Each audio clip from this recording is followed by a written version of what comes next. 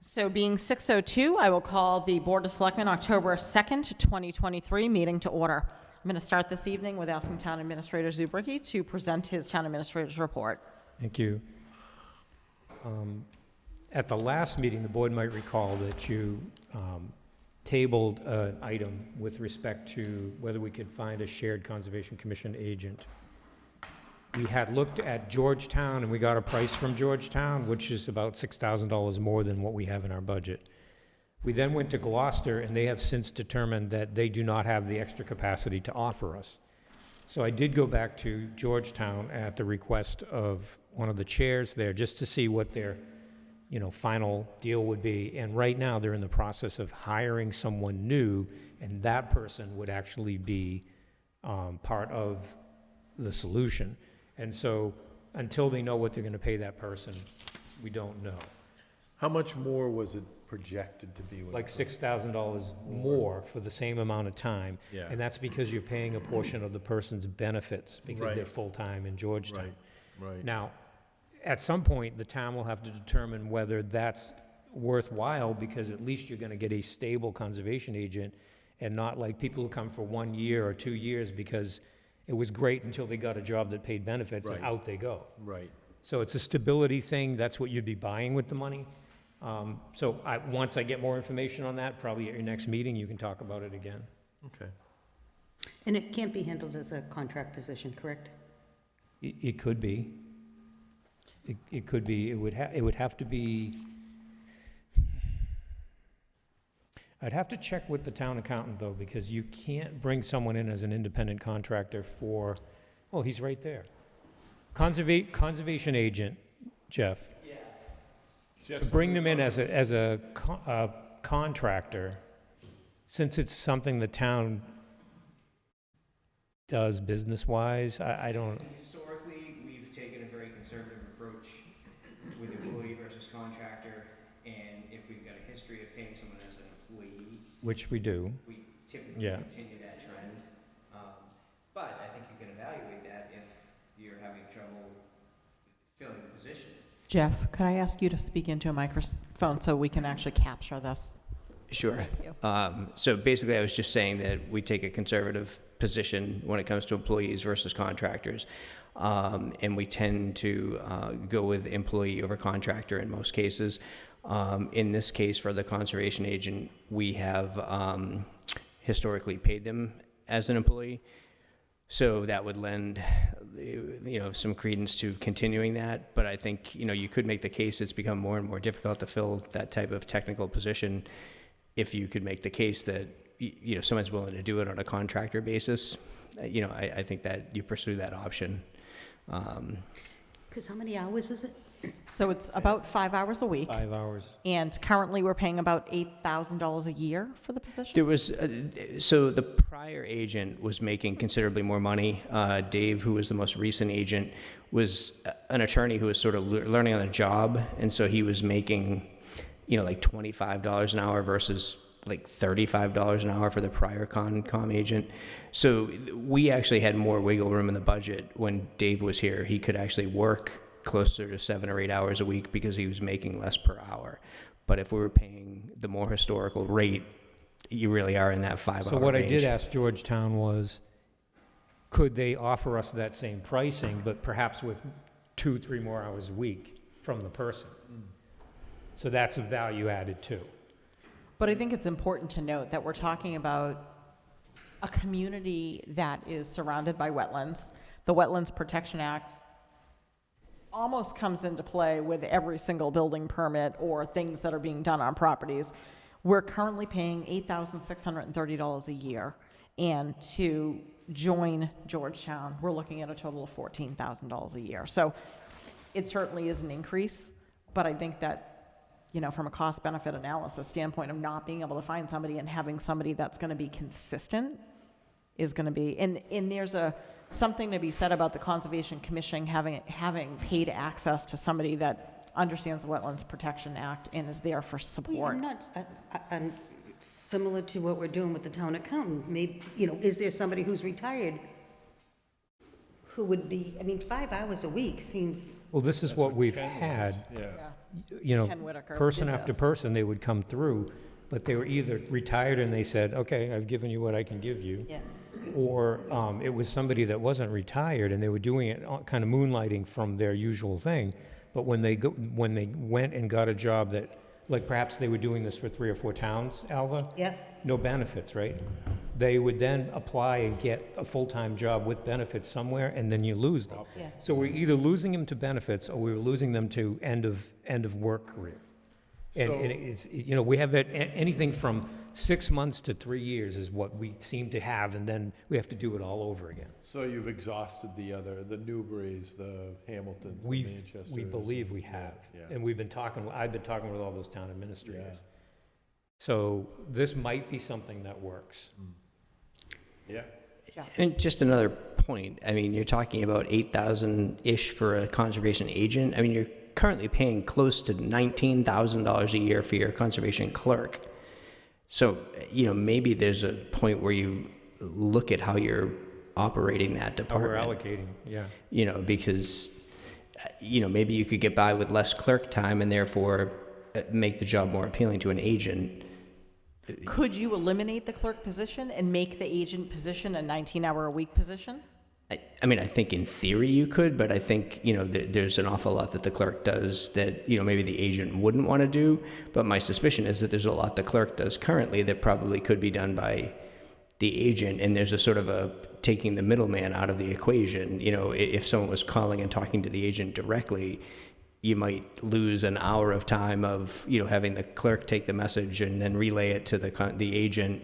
It could become a little more efficient, but I don't think you could eliminate the clerk entirely. I mean, there's you know, just the logistics of setting up the meeting and all that stuff. You know, but maybe you could go to, instead of having 15 to 17 hours a week of clerk time, you could go to having 8 to 10 hours of clerk time, and that would get you, you know, the ability to have more available for the agent themselves. And I wasn't suggesting that we do that. I was just asking if it's more fact-finding. Is that a way to go? Yeah, I mean, and maybe it is. I mean, maybe there is someone who would be, you know, like, hey, I'm happy to be here 15, 16 hours a week, and I could handle it all, but, you know, it sort of depends on what you find out there. So, I mean, let's find out what their Georgetown's final doing. solution is and then go from there. Excellent. How Thank many you, Jeff. hours is Georgetown? Well, they gave us a price for 5, but I'm seeing whether they'll give us more hours for the same price. No, but how much is the guy or girl getting there now? Oh, I can tell you. Is it like up near the limit, or is it? They have a pay range of $34 to $39 per hour. And what I am estimating would be about $14,000 is if they hired somebody that was at the higher end of the scale. Yeah. If for some reason somebody comes in and works at the 34, then we either might get a lower price or we might get more hours Yeah. per week. Okay.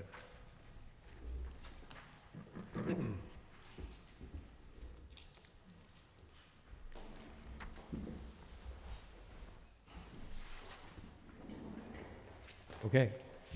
The next item is fixed rate natural gas supply contract. So everybody has a copy of this graph. And if you look at around 620, in between 620 and 627, you'll see a trough. See that on the, yep, that one.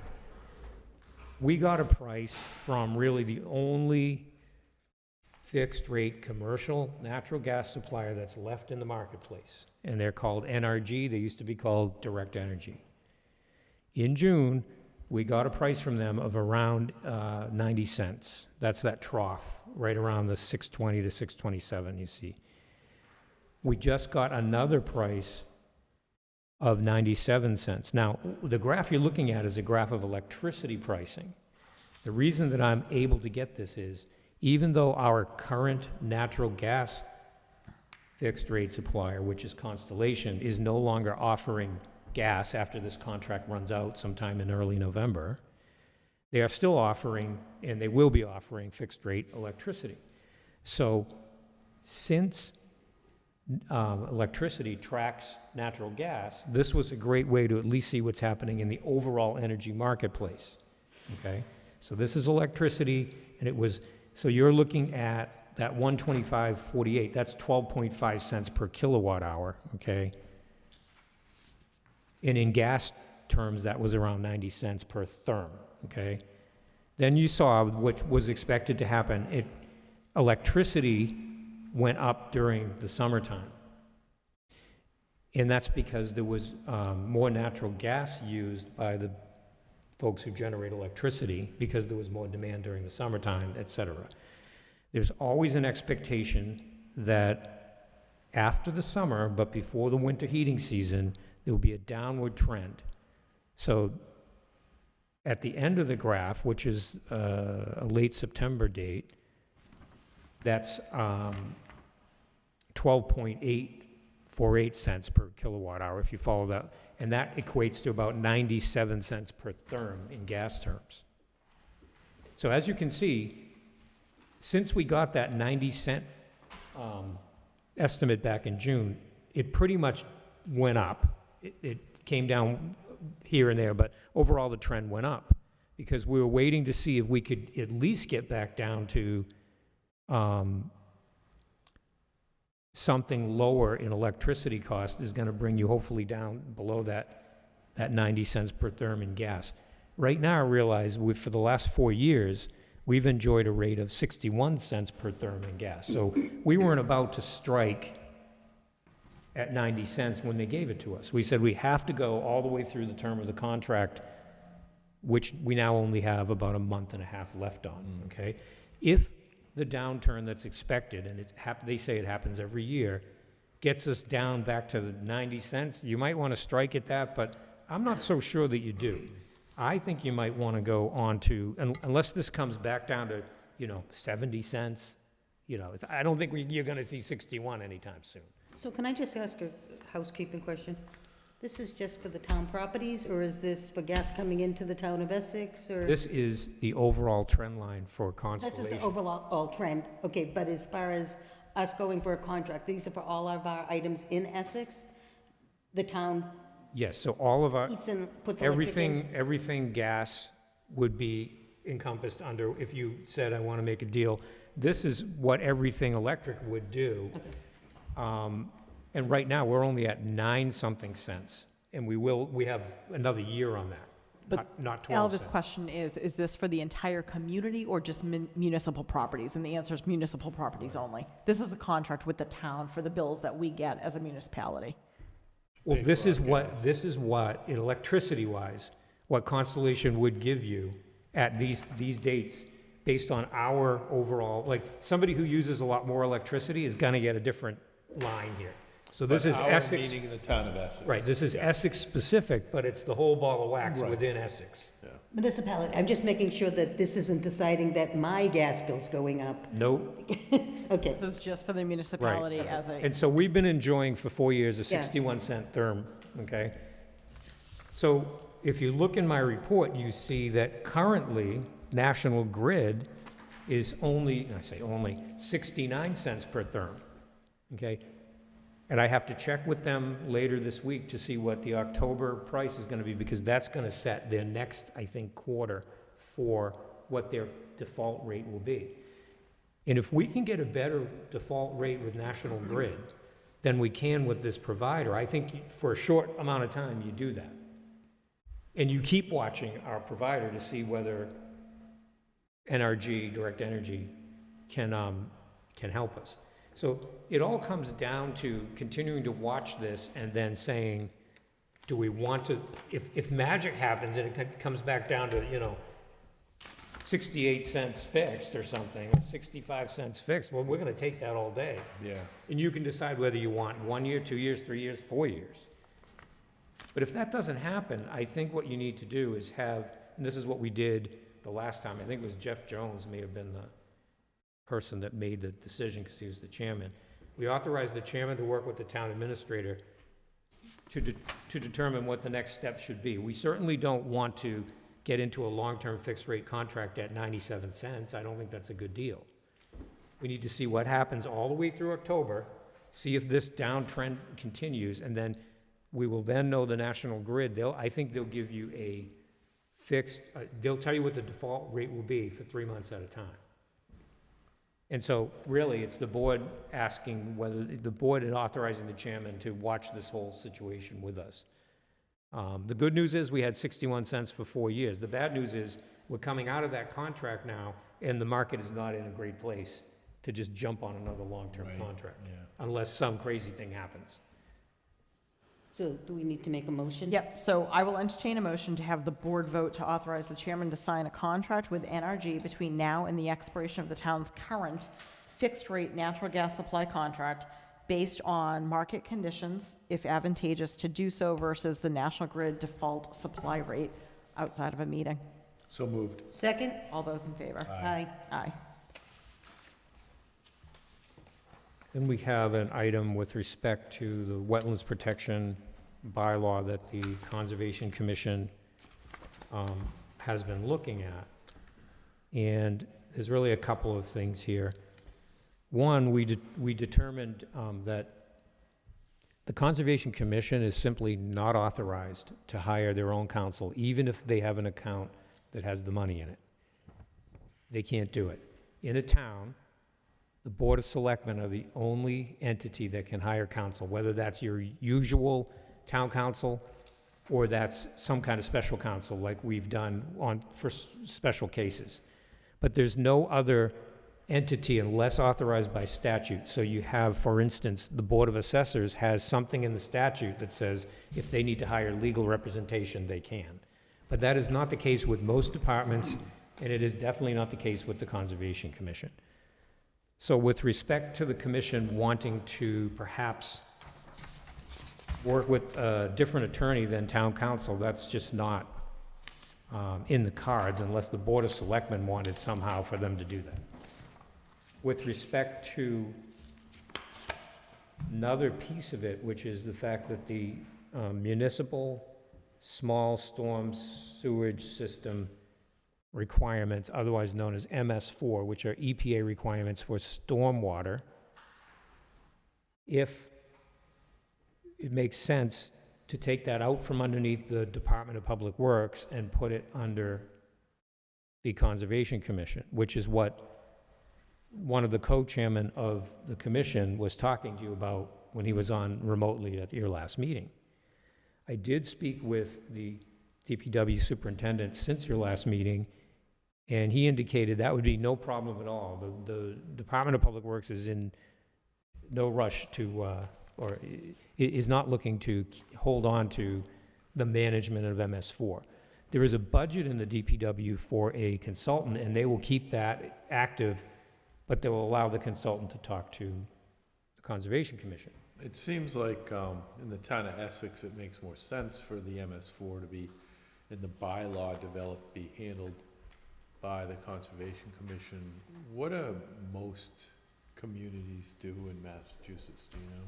It's handled under the Conservation Commission. Conservation, we're unusual, it's an unusual Yeah, it was- situation. Well, I think it was originally put into the DPWs way back, like 20 years ago. But interestingly enough, because moved most away. communities have moved away from having DPW commissioners, Yeah. we're getting to the point where we're one of a few handfuls of, towns, municipalities that have DPW commissioners but all communities have conservation commissions, but they don't all have DPW commissioners, so.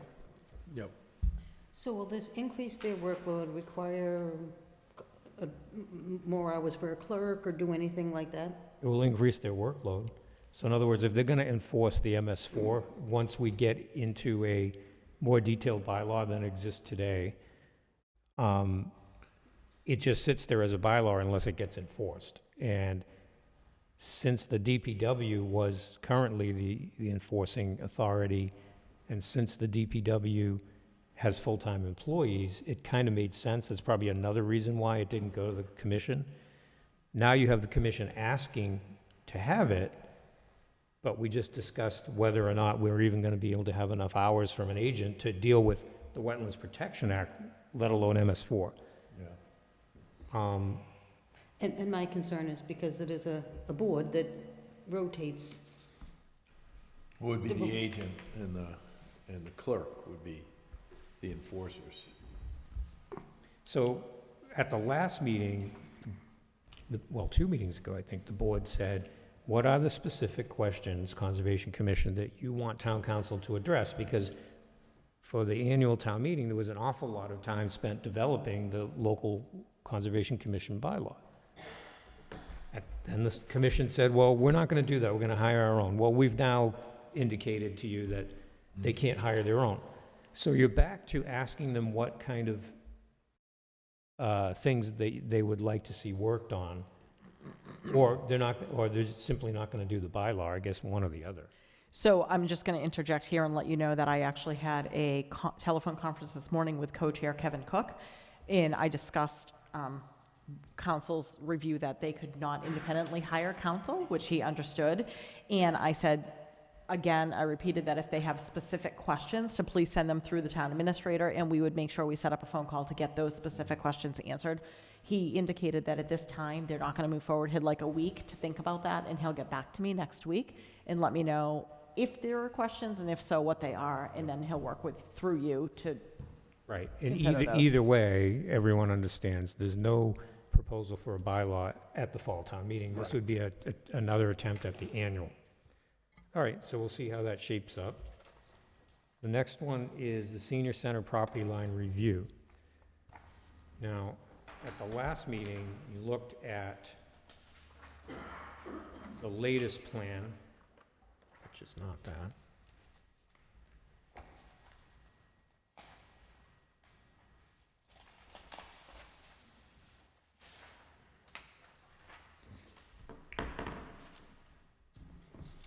This one. And we did get in touch with the attorney for the abutter, as well as, through that attorney, the surveyor who did this plan. And the surveyor is claiming by a spike that they set in between the senior center property and the abutter to the right, if you're standing on the street, is indicating that that's the property corner. Well, as you know, I had gone out and I measured from the only monument I could find on the other corner of the town's property, and it came up short. We went over that the last meeting. Yeah. So I said, correct me if I'm wrong, but this guy did a survey that shows the dimensions of, or the purported dimensions of his client, the abutting lot, but also included dimensions of the town's lot, and it says, iron pipe found, okay? So I said, okay, if we're looking at the wrong monument, because then there was some suggestion that what I measured from, and this could be true, was some kind of flag holder that they hammered into the ground to like say, hey, we're here with the senior center, years ago, I guess. I said, okay, well, if that's the case, can you just have the surveyor go out and spray the top of the spike that he is using?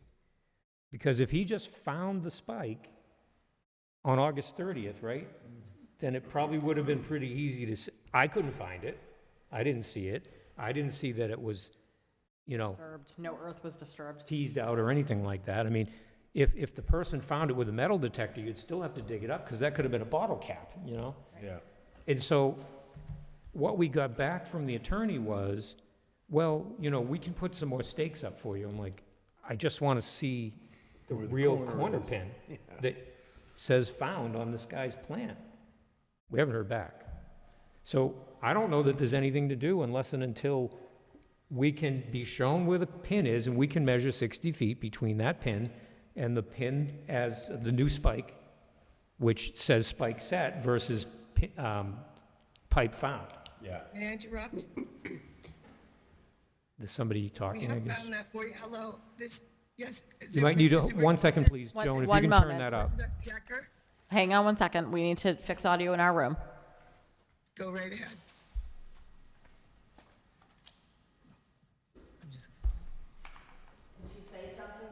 Can you speak and let us see if we can hear you?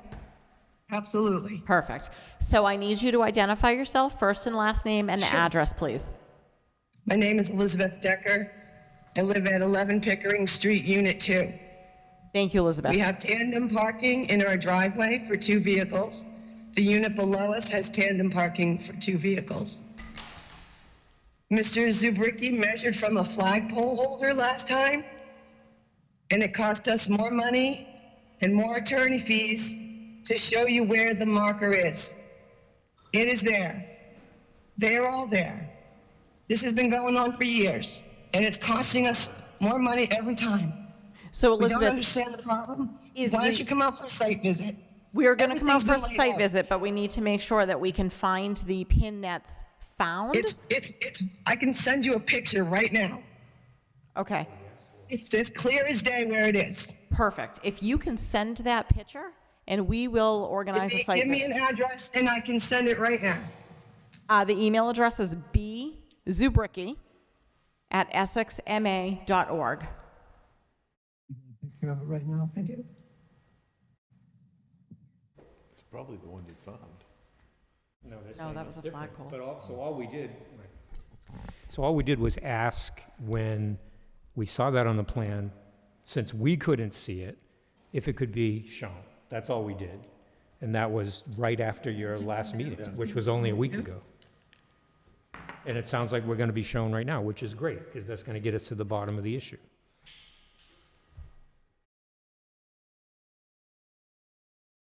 If you want to move forward and swing back, I'm happy to stay on the line. You've sent it, Elizabeth? Elizabeth?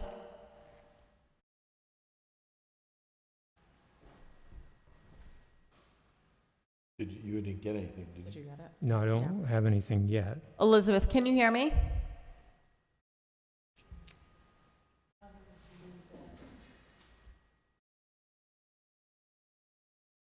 Mrs. Decker?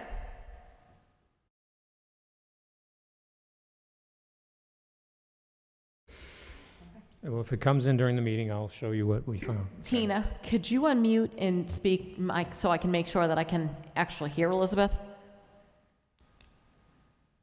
Hello, this is Tina. Hi, Tina. Okay, great. Thank you. So, Elizabeth, if you can hear me, can you make sure that you're unmuted so we can speak with you? She's not even showing up. She said she would stay on, but I don't know what happened. Her phone is not muted, but we're not hearing her. Okay, let's move on, and right. we'll look for that. The next is the Community Compact Cabinet Age and Dementia Friendly Grant. I mentioned it at the end of the last meeting that, I just sent one. I have others, but I could just get this one quickly from my phone. Just, Elizabeth, if you can let us know when those The have been actual sent, that mark would be great. It's behind the telephone pole, about 3 feet from where Mr. Zubricki was measuring. that's great, that's He was all we, oh, measuring here from it a is. flagpole holder. We that the we just Council got on it. Aging put in, not anybody else. A wooden stake? Well, that, I assume, will be next to a pin, which we can then go and see. Yeah, okay. Perfect. That's very helpful because helpful, we Elizabeth. were not going to find it in that particular situation. Excellent, thank you. So we will schedule a site visit to come look at the pin and take some If measurements. you're talking about this, we can't hear you anymore. I think it must be on Have your you muted side. us? There has to be something on her side, because Tina can hear us.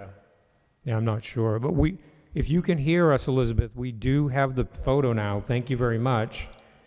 And we will schedule a site visit so the board can look over the situation. And then their next meeting is on October 23rd, and I'm sure they can bring the matter to a close. In the meantime, can I just make sure that we have communicated to the senior center to be cautious about how they park there? Just to make sure they're not even over the line even further than, Yeah, I Current can painted lines? communicate, I can Anything. communicate that. Wow, they've got it shut off. Okay. Sorry, Brenda. should we have her muted now? You're not muted. No, you can.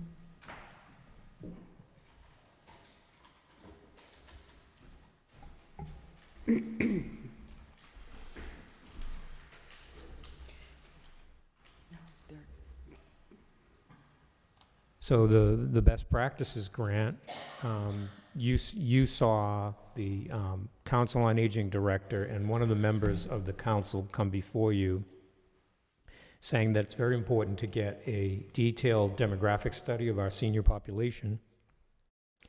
We did apply for the grant funding, and we got it. And so I announced that briefly at the last meeting, and now we just have paperwork for the chair to sign. My recommendation is And it was the full amount, $35,000, yeah. full amount. which is perfect. I recommend that the board authorize the chairman to sign the contract documents with the Commonwealth, but also to sign contract documents with UMass Boston outside of a meeting once we now have the actual paperwork from the Commonwealth, but we're still waiting for UMass Boston to send us their final scope of services. Because what they sent prior to this was something that included various options, and it's important that their final contract be reviewed by the council and by the director before the chairman would sign it. So I will entertain a motion to vote to have the chair sign the necessary community compact cabinet grant forms from the state and to vote to sign the contract documents with UMass Boston outside of a meeting once the Commonwealth provides the town with a notice to proceed. So moved. Second? All those in favor? Aye. Aye.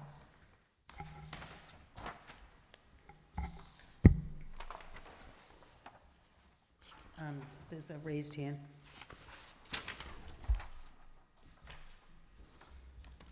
Elizabeth, can you hear me?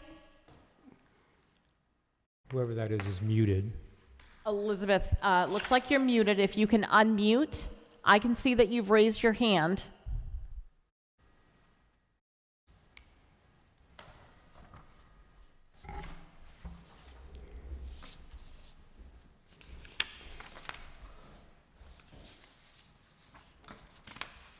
So they're saying they have no sound, but I can't. I think that, okay, so Tina, can you once again unmute to tell us whether you are hearing us on your end? I can hear everything. So that must be something that's on their end. Thank you, Tina. You're welcome.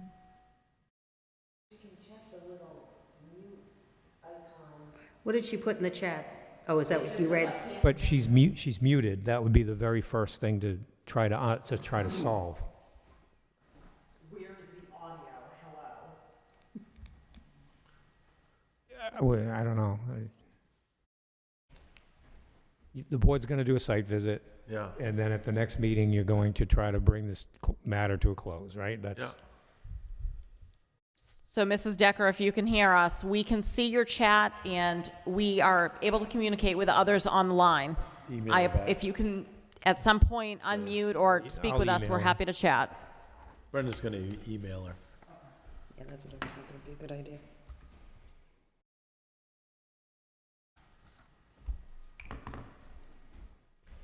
Okay, affordable housing.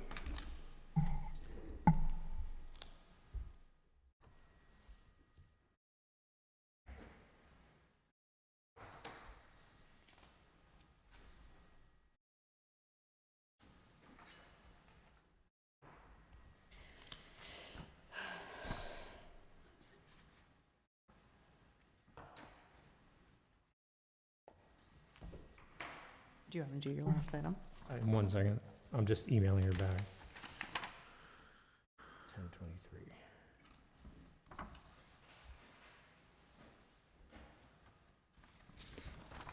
Okay, so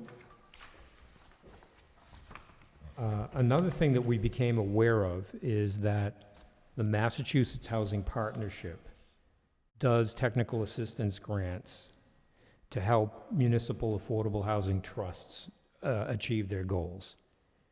In the case of the Essex Affordable Housing Trust, the trust is looking to put together a housing production plan. So that's the plan that a municipality sets as a goal. And in order to actually do a good plan, you need a technical consultant like this to do some work on demographics, do some work on current housing stock that will help to be the backstop to the plan itself. Seeing that this technical assistance grant program does have the housing production plan as an eligible activity, I went ahead because the deadline was today, close of business. I went ahead and made an application, and if the town gets it, then the Affordable Housing Trust might be able to get a big step toward its housing production plan without spending any additional town dollars. So the request is just for the board to ratify the application that's been made. We don't know whether the Who was town, it to? Massachusetts Housing Partnership, which is Okay. a private organization. So can I ask you, in a community like us that's under 5,000, how many homes or how many rentals would be considered affordable housing? It needs to be, the goal the state sets is about 10%, and we have about 1,200 occupied properties. We have about 2,000 parcels. We have about 1,200 occupied properties, so that'd be 120 units. And right now, we have 40 units. That's Tobacco Terrace. Yeah. So we're 1/3 of the way there. So in order to meet that goal, okay, you need another 80, 90 units. Wow, Yeah, in our town? in order to meet that goal. 10%. But if you don't meet that goal, you are subject to a 40B. No, the only reason I brought it up is I happened to be watching the news, and I saw Lexington was in the news, and it was about their affordable housing. And so they actually own units that they rent out. And I thought, well, is that a way, when a house comes up for sale, that you purchase a house? It is. That is a way. What they're looking at That's doing. actually the direction that we're looking Yeah. to move. And so then if it's a two-family house, you would be considered, that would be 2 units? Okay, thanks. That's right. So does the board want to ratify that application? Sure, yeah. Entertain a motion to ratify the application for the Affordable Housing Trust Technical Assistance Grant Program. So moved. Second? All those in favor? Aye. When will you hear, do you know? I'm guessing that it's going to be a couple of months. Yeah. 'Cause I guess it's quite competitive, and they only take a few. Yeah. I will entertain a motion to approve the weekly warrant in the amount of $245,886.22. So moved. Second? All those in favor? Aye. Aye. I will entertain a motion to approve the minutes for the Selectmen September 25th, 2023, open meeting. So moved. Second? All those in favor? Aye. Aye. I will, we've already, so this is just, next on our agenda is sign the renewal document for the retiree health insurance options for calendar year 2024, including the new Medicare Advantage option. We actually voted at our next meeting to approve this, so this is just a signature. Next on our agenda is to review the potential employment contract proposal from Charles Benevento with respect to his interest in becoming the next town accountant as the current town accountant transitions to another municipality. Did everyone have an opportunity to read the contract? Yeah. Were there any questions, comments, concerns? No, I think it makes a lot of sense. So the Just fill in two- the starting dates. The two things that I picked out were, there's a section that talks about attendance to meetings, and I just commented that it comments down in under working hours, it says the town accountant will attend all required meetings. So I comment that, will this include finance committee meetings, and do we need this to be a little bit more specific and to make sure that he knows there could be night meetings? That was the first comment, and the second comment was, about delegating work to others in his department, and I, again, comment back in the contract that just says that we need to be clear that at this time, we don't have a part-time person in that position, so really the work falls on his shoulders until such time lends itself that we do have a part-time employee. As we know, our current town accountant, Jeff Soulard, so graciously has offered to give us his Fridays, which in his new schedule, he won't be working Fridays at his new municipality. So he will stay with us through the training process with Mr. Benevento if we should move in that direction. And so back to the finance committee meetings and the evening meetings. Mr. Benevento got back to us on those comments, and he says that he's more than happy to be here via Zoom if that's acceptable to the board, that his commute from where he is in New Hampshire to Essex would be a little daunting. I don't see any reason why attending via Zoom would be problematic. We currently have that option available to finance committee members who call in from meeting to meeting anyway. Yeah. I think that's And then as far as the delegating to work, he was more than agreeable that for the time being, Jeff would help with the Friday workload, and then at such time that is appropriate and we hire another part-time person, that he'll work with that person. Sure. So everything else, I think, looked great. Yeah. Brendan, you had no problems No, with it? and I have the language that we'll use to incorporate those things. And so what will have to happen next is I think we need to have an eye toward Mr. Benevento starting on like November 15th or something. Okay, that might be the effective date, somewhere around there. Yeah, because we still have to go to fall town meeting and adjust the budget in the town accountant department to accommodate the new budget for Mr. Benevento's contract, as well as what we think it's going to take for the outgoing town accountant to stay with us on Fridays for a period of time. Right. And then we may even need to at least have a seed budget in there for the part-time clerk, because it's conceivable that for a short period of time, you'd have all three of them working for cross-training.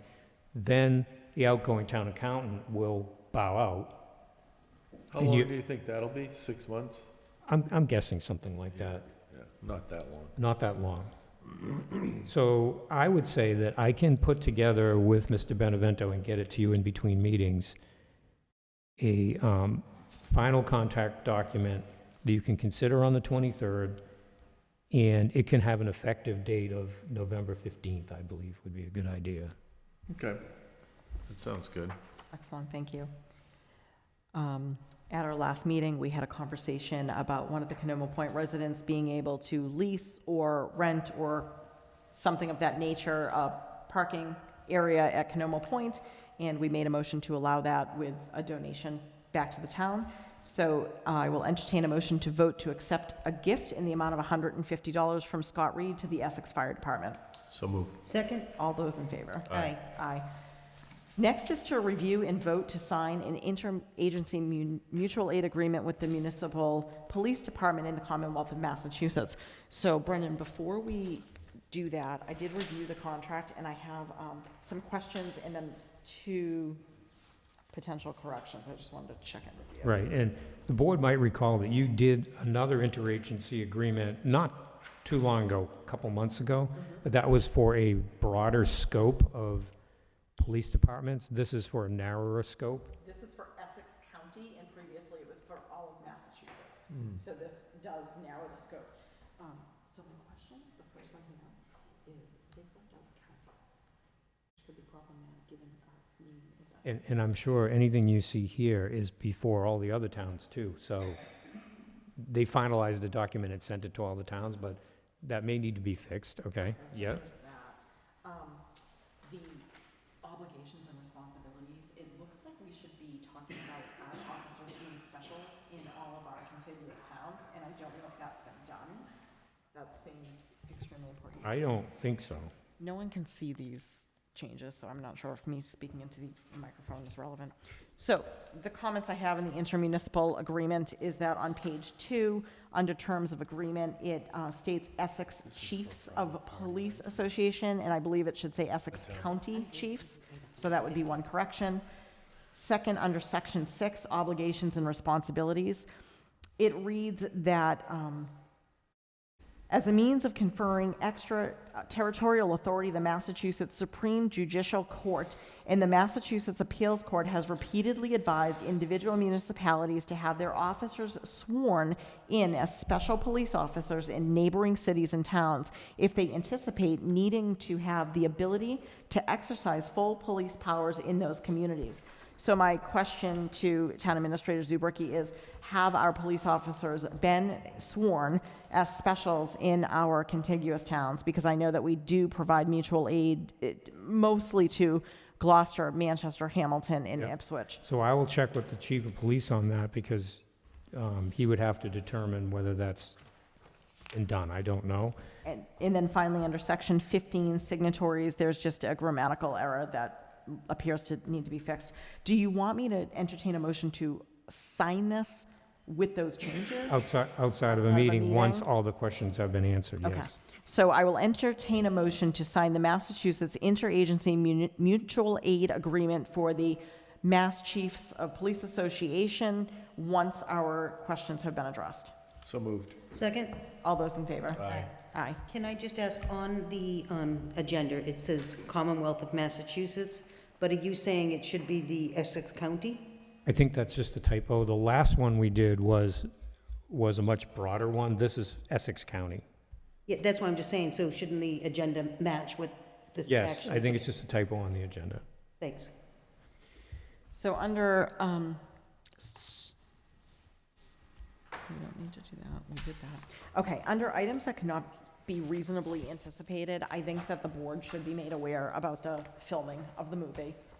I don't know if you want to do an in-depth conversation, but I think it's important to note. So, as we know, due to open meeting law, we need to have anything on the agenda that we're going to discuss. But things that cannot be reasonably anticipated would be things that happened after the posting. So as of Saturday afternoon, I was made aware that there was a movie being filmed here at the town hall.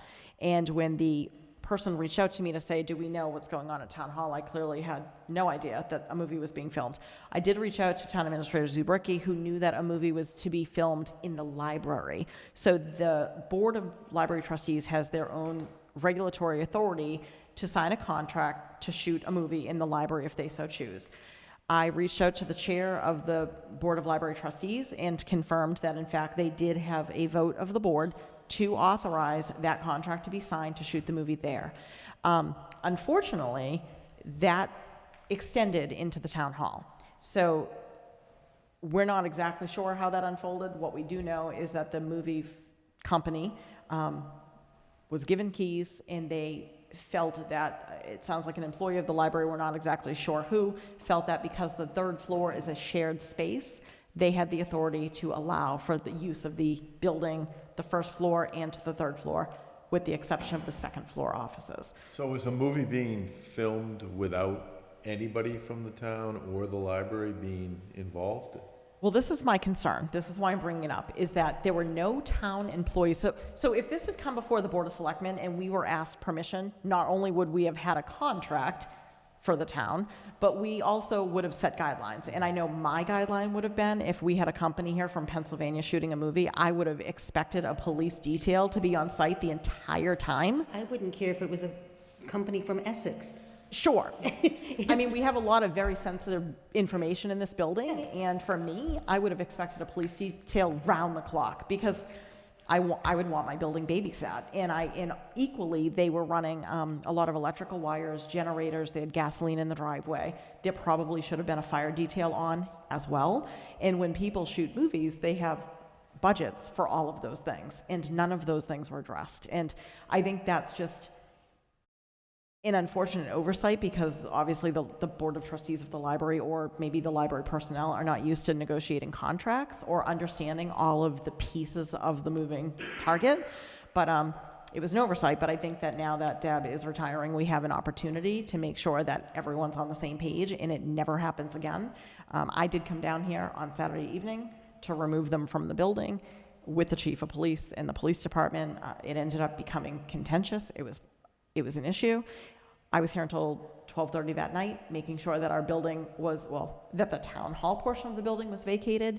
And then, unfortunately, even though they were reminded they were not allowed in this part of the building, when the town accountant and Board of Health administrator were here yesterday, they were again in the third floor. So they ignored my request to not come into town hall. So the whole thing is a problem, but our town administrator is dealing with it. I don't know that there's anything we can do. What happened in the past happened in the past, but I think going forward, it needs to never happen again. I would say that so I knew, because it was very clear what they said. They wanted to film in the library on a couple of evenings. That's all it said. And I said, well, that's between the Board of Library Trustees and the company, because they have their own statutory authority. And the cost, I think, ended up being $300 per day, which is certainly a cost that price is way too low. But it sounded like it was some kind of minor shot, right, based on what was said to us. It didn't end up being that. We had no idea that they were going to bring this giant entourage to this property. No idea they were going to come outside of the library. And it wasn't even just this property. They were filming in the back parking lot back there. So the project may have migrated and expanded, or they just, signed something knowing that they were gonna use other parts. They probably Perhaps. explored the building and said, oh, this would be great to do this, this, and this, Perhaps. Yeah. Alva, you had asked whether there was anyone here from the town. Yes, there was an employee of the library here. That was it, That was it. yeah. But not the whole time. She was here to give them her keys and then left. And then when I called her at 10 p.m., I said, why are you not here monitoring what's going on? And she said, there's no expectation that I'm monitoring them. I'm their point of contact via telephone. And so, if it's something that a department wants to undertake in the future with more communication, I don't think they can just say that and then have nobody here, or at least not have arranged for police coverage or something that convinces us that it's going to be monitored properly. Yeah. Well, I just think it's town property. I understand that the library has their own authority, and I know that that room is under their watch. But if they're in this building and on town land, we should be notified. You should be notified. We should at least know what's happening. People reach out to us all the time, and when we're in the know, it gives our residents some sense of confidence that we know what's going on. When somebody calls me and I'm like, I have no idea, I didn't know either. there's zero level of confidence in that. Further, I just think that the third floor is, I guess the expectation of the library is it's a shared space. And I do agree that it is a shared space that we all can sign up for, we can hold meetings, we can share it. But it's under the watch of the, sign up for. I wouldn't even say it's a shared space. So back when the town hall renovation was being planned, there were discussions about what would happen up here versus what would happen in the first floor conference room, which is truly a shared space. Up here, it was always discussed that this would be a place that a department could sign up for, as you mentioned, Alva. But it was never an extension of the library. Library things could happen here with permission each So it was time. always off limits unless you did sign up. Correct, like any other department. Yeah. Yep. And for me, it's just a matter of concern. This is a security thing to me. To see people walking through the building, to not see anybody, and, because I came in for my paperwork, I'm like, what is going on? Yes, maybe nobody was on the second floor, that the doors aren't locked. If we had known somebody was coming in and they were gonna be using both spaces, then we may have locked it. But then Right. at the same time, the town clerk's office, it's pretty wide open. And somebody could have gone in, there's lots of documents there that are security issues that Yep. kind of scares the heck out of me Right. in this day and age. Yep. Guess what? Hackers dress just like you and me. Well, and town employees have query checks done and, drug testing and all those things. And a company from Pennsylvania, we have no control over what's going on there, so. Who they are. Right. Yeah. So I agree, Brendan, this is not a shared space. It's just a space that we share, but it's under the control of the Board of Selectmen. And Yes. Pam so graciously makes sure she takes care of the calendar for us. I think that any time, I don't know whether we need to do an interdepartmental memo that helps people understand what this space is used for, or the fact that if this space is going to be used, it needs to go through the Board of Selectmen's office. Yeah, I mean, I think you just need to maybe Yeah, reiterate and I even think that. that even if Yeah. the library board does something for the library, great. If they plan on opening any single door, no, it shouldn't be. They should even on the first floor, they shouldn't open that door. That is not a No, library just, space. Just a library, yeah, right. So whether or not we have something that we do there, whatever, I don't know, monitoring whether or not the door opens up, because this is the town hall, there's stuff in here that shouldn't be, somebody shouldn't be able to walk in one way and carry something out another way. Do they have two means of egress if you were to remove the ability to get into the front of the town hall foyer? You Both on the have, same end. they're on the same end because you have the exit that's by the desks where the librarians sit, and you have this back ramp. Right. So I'd have to see whether that interconnection is a means of egress or not. But that doesn't mean you couldn't alarm it, like you see. Yep, you can still get out, but it will say alarm will sound, and Right. we'll get a record of it. Well, look this into goes that. back to, I'm not sure if the board is aware, I don't know that we were all included, I know I was. We had an issue with defacing the restroom on the first floor Yeah. many several different times, it was either 3 or 4 times. And by deductive reasoning, based on everything we could determine from the time of day, it appears as if it was somebody that was going to the library and coming into the hallway to use that bathroom, because the rest of the building was closed when it was happening. When employees were leaving for the day at 3:30, the walls were fine. And then when the custodian was coming in at night, it was defaced. So it was somebody from the library. So maybe this just lends itself to segregating the building and locking it from access. If this is- Alarming it, yeah. Okay, so you'd have to do that on 2 doors, okay? Because the first floor conference room has a door into each of the spaces. Yeah. So you'd have to have it so that if someone was trying to come into the library from the town hall foyer, they couldn't get in, period. The doors will lock going that direction. If they wanted to get out, both of those doors would have to have a thing that says alarm will sound. That can be done. Do you need to alarm it? Can't we just key it differently? If it's an egress, it has to open. If it's an egress. That's Is what I that- have to check. That's what we need to know. Right. Yeah. So on the other subject, so we know that the library trust has privileges. I think you said it was a state mandate, that libraries? Under state law, Yeah. they manage So is the there any other library. departments like that in the town? The Board of The Board of Health, Health Okay? Which they're in the and the building. and DPW they're- commissioners. DPW, yeah. under the special act, the Board of Public Works. They definitely have control over all DPW assets, day to day. So so do we make it that they have to make us aware? Finger quoting, sorry. To just make the Board of Selectmen aware, or, because I think that even if we had that. Aware of what? Well, Of what? the DPW wouldn't be in this building because they No, control. but I'm just saying, if the DPW, a film crews goes to the DPW and says, hey, we'd like to film in your Oh, I see. fenced-in area, or we'd like to film over at the dump, since this is such a, Yeah. if they said yes, that's the type of thing. Do we, Probably not a bad idea to have the, Well, even though they have regulatory authority, you still have a CEO of the community that has rights to right, municipal So property. just- So they should notify us. yeah. Well, they did, through me, they said, if we want to do this, should we get a certificate of insurance? And I said, yes, you should. And they said, how would we get it approved? And I said, it would be a matter for the Board of Trustees to approve because they control that space. What we're talking about here is, So they did so the long as right things. yeah. Well, they didn't do the right thing after the fact. Right, but they took the right steps, they just And if it expanded had been outside their contained area. within Yeah. their parking lot and the library space, nobody would have even Yeah, said a wouldn't word matter. about it. so, but the state law even for the libraries, do they not have regulations like query checks or anything like that? If they're running a children's But they run program, with children, yeah, they must. but in an empty building that's not open for a third party to contract to use their space, there would be no query requirement unless they made that a requirement of, Okay, no, I the just contract.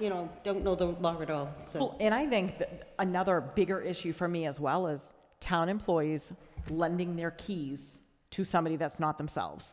We give town employees a fob to get in the building because it identifies them, and we know who enters and exits this building. and when, yeah. And when. And I will tell you that when I came here, the doors of town hall were propped open, generators were running, the whole building smelled like fuel, and we have no idea who came in and out. I mean, the film crew itself was, 24 people here going in and out, and a town employee gave up their set of keys. I mean, even if you saw the contract that the library trustee signed, you would have said, Yeah, this is okay, they're fine. using the library. Yeah. And we wouldn't have been standing here to see whether other people were gonna come into Right. the town hall space. So it sounds like anytime we get word of something like this, the town hall is gonna have to be prepared, because it sounds like these third parties don't necessarily care about where their boundaries are. That's what happened. Yeah, They had a contract for something, and they took that plus a lot more. yeah. So if we can learn anything from this, it's gonna be, all right, there's some event going on, we're gonna prep the town hall. And we're gonna lock doors, and a memo's gonna have to go around to everyone who works in the town hall. These doors are getting locked at this time, so if you come And in, that you can't use town hall.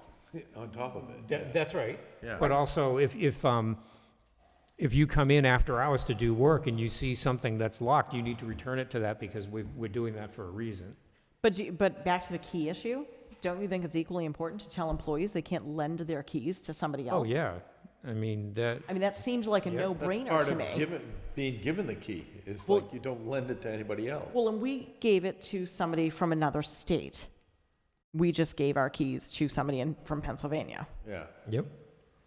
Or the person just opened the door and then let them prop it open so they wouldn't need it No, again. because I locked the building because I Oh, tried really? to And they cut physically back remove in? them, and they have keys to get back in. When I came yesterday to check the building, Wow. I locked the door behind me, and they came in after I locked the door twice. So by the time I came in, they had propped the door open again. So they had their own set of keys to get into the building. Wow, not good. And the one thing you will not be able to stop is getting to the third floor from the street level, Right. because the elevator goes to the third floor for accessibility reasons. And I think it would be difficult to always remember that you have to enable some feature. We're gonna get in trouble with that. So that's another whole thing that we have to look at. So from a security From Essex Tech. standpoint, I did lock the second floor door to the offices, at least the main door, so that they couldn't get beyond that. So I did do that before I left the building. Okay. They have the elevator. Well, But at least they couldn't get into the selectman's office, the board of assessors, or the town accountant's office. I mean, I could only secure what I could secure. So is there anything else on that, the movie issue, before I move on to just reminders? I have other business. Go right ahead. Okay. So down at the Field of Dreams, you may be familiar with this building. Yes. It's known as the concession stand. Yep. Yep. Okay, see that, Elva? I don't know Yep. if you saw- All right. The Manchester Essex Little League has indicated that inside that building is mold and mice, and it's not very good. And they'd like to see it go away. And so I said, well, I'll bring it to the board, but I also am aware that the camp stores some things in there, and the soccer program stores some things in there. So I'm not so sure that it's something that we should just take down. I guess I would say if they're unhappy with the interior of this property, why don't they just not enter it? Don't put anything in it. Right. Because I looked So- at the exterior of it today, there's no rot on the building, the roof was replaced. The roof was replaced, and the building's in decent shape. I know that they broke into it a couple of times, but if they don't like the way the interior looks, they can just not use it because Yeah. others do use it. I mean, you tear it down, they're not using it. Well, and the issue is, once we tear it down, they're gonna say, by the way, we need a place to store our Yeah. goods, and now we want a new building. So And we actually spent to have the doors fixed on this, because I Right. think they fell off. yes, All right, so I'm gonna tell them, at this So time, that's the one at the Field of Dreams. yes. So we haven't gotten one for the one here. No. But I guess I equally would say, we're currently undergoing improvements and renovations up at the Grove. We don't know what that, I mean, I know that we're gonna spend the grant if we get it. I know it's gonna be spent way before this, but this may be phase 2 of improvements. So why do we wanna rip it down when currently we have a little storage building? Doesn't make sense. yeah. So I'll tell them that, and then you may recall that the board signed a couple of new licenses over at what was the Village Restaurant, okay? One of them was a license from the town to the restaurant so that they could use some town property for parking and dumpster storage. The other one was a license from the restaurant to the town so that the town could allow the public to go up the pedestrian stairway and across the property out to the street.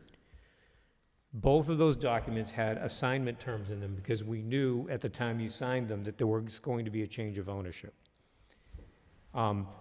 With respect to the one that's granted to the town from the restaurant, the assignment clause simply says they can assign it to the new owner as long as within 10 days the assignment document is filed with us. And that, my understanding is that's going to happen. The other one, which is the license from the town to the owner, it simply says it, with a vote of the Board of Selectmen, that assignment can be made. Now, the reason I'm bringing it up now is because I think they're gonna close on the property in the next week. They closed on the 27th. So they've already closed on it. So they're looking for Vote. the vote, and then we can list it on the next agenda and you can ratify it. But I'm trying to move it along so that they can have at least the fact that there was a vote saying, yes, it's fine for you to assign the parking and dumpster village to, I can tell you, it would be a vote to assign the parking and dumpster license from Inca NBPT LLC to Stucor LLC. So moved. Al, would you want to say second? Second? All those in favor? Aye. Aye. Brennan, since you're discussing the village, I do have a question. So prior to the Audettes selling the restaurant and the creamery to Be a More Hospitality Group, they had actually sold the back building separately. So the Audettes owned all of it, and they sold the back apartment building, well, I don't know, multifamily home, whatever, Yeah, on Willow Court. on Willow Court Yeah. with parking. Did we take a look at how many parking spots were sold with that transaction? And if, depending on how many spots were sold with the transaction, how that may have impacted the number of seats for the restaurant? We can look. So they just pulled a building permit for that property, that project, for some interior work to be done. And I think The house? on the restaurant. On the restaurant, They, okay. they pulled the permit on the 28th, the day after the closing. And, I mean, the permit, I believe, reads $6,000 for a complete interior renovation, so I think we need to look at that. But further, I think that the building inspector would be advantageous to look at the parking and make sure that everything is still in line, since part of the property was sold. Yep, we can check into that. That house does have its parking in front of the house. It does. Yeah. My understanding was that there were parking spots sold with it. So, Behind it or beside it, whatever. it's wherever a it small is, town. yeah. I don't know that that's true. I haven't looked at the No, I deed. understand. I'm just saying that now is the time with the transaction happening and building permits and all this stuff. So it's the opportunity for the building inspector to make sure that we know exactly what's going on. So reminders, we have the dedication of the Schoolhouse Archives at 28 Main Street on Friday, October 13th, which is next week from 4 to 6 p.m. And then the regular Board of Selectmen's meeting will take place on Monday, October 23rd, 2023 at 6 p.m. here, third floor Town Hall Auditorium. And that will be the evening that we sign the Fall Town Meeting warrant. Yep.